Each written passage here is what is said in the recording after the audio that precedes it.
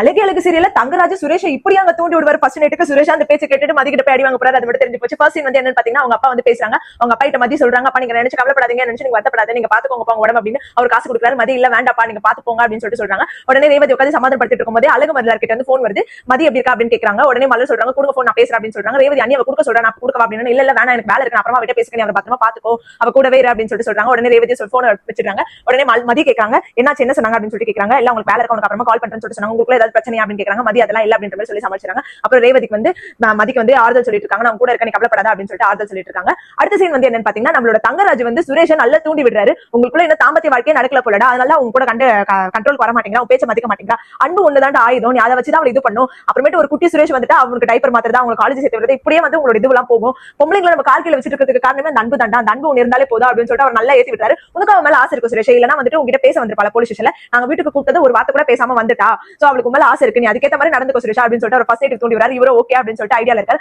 அதோட பாத்தீங்கன்னா நம்மளோட பாக்யராஜ் காட்டுறாங்க. அவங்க பாப்பாவோட ஸ்கெட்ச் விளையாடிட்டு இருக்காரு. உடனே அந்த குட்டி பாப்பா கேக்குது அப்பா உங்களுக்கு வந்து கிரையான்ஸ் பிடிக்குமா இல்ல என்ன பிடிக்கும் அப்படின்னா உன்னதாண்டா பிடிக்கும் அப்படின்னு சொல்றாரு. என்ன பிடிக்குமா அம்மா பிடிக்குமா அப்படின்னு சொல்லிட்டு கேட்டோன்னே அம்மா பிடிக்காது உன்னதான் ஃபர்ஸ்ட் பிடிக்கும், அம்மா உனக்கு அப்புறம் தான் பிடிக்கும் அப்படின்னு சொல்லிட்டு சொல்றாரு. உடனே மதிய அதுக்கு கோச்சிட்டு எடுத்து வச்சு படுங்க அப்படின்னு சொல்லிட்டு சொல்றாங்க. அப்புறமேட்டு அவங்க யோசிச்சுட்டு இருக்காங்க. பாக்யராஜ் கேட்கறாரு படுக்காம என்ன கீழே உட்காந்துட்டு அப்படின்னு. ஒன்னும் இல்ல அப்படின்னு சொல்லிட்டு சொன்னா அப்புறம் பாக்யராஜ் கீழே வந்து உனக்கு என்ன பிடிக்கும் உங்க அம்மா பிடிக்கும் அப்படின்னு. எங்க அம்மா தான் பிடிக்கும் அப்படின்னு சொல்றாரு. சும்மா பேச்சு கூட என்ன பிடிக்கும் சொல்ல மாட்டேன் அப்படின்னு சொல்லிட்டு சண்டை போட்டு போய் படு அப்படின்னு சொல்லிட்டு சொல்றாங்க. அப்புறம் போய் படுத்துறாங்க. படுத்து முடிச்ச பிறகு மதிய யோசிக்கிறாங்க இன்னும் இந்த ஆளு நம்ம கிட்ட சும்மா பேசணும் கூட இது பண்ண மாட்டேங்கிறாரு அப்படின்னு சொல்லிட்டு எழுந்து பார்த்துட்டு பாக்யராஜ் கேட்கறாரு என்னாச்சு அப்படின்னு. ஒண்ணு இல்ல தூங்குங்க அப்படின்னு சொல்லிட்டு சொல்றாங்க. சோ அதோட இந்த சீனை முடிச்சிருக்காங்க. இந்த எபிசோட முடிச்சிருக்காங்க. அழகே அழகுல இன்னைக்கு இதுதான் நடந்தது. நாளைக்கு தான் மேபி சுரேஷ் போயிட்டு மதிய அந்த ஃபர்ஸ்ட் நைட்டுக்கு வந்து கூப்பிடுவாரு அப்படின்ற மாதிரியான ஒரு சீன் காட்டுவாங்கன்னு நினைக்கிறேன். அதை நம்ம வெயிட் பண்ணி தான் பார்க்கணும். இந்த மாதிரி ஒரு அப்டேட்ஸ் கண்டிப்பா நம்ம சேனல் மறக்காம சப்ஸ்கிரைப் பண்ணிக்கோங்க.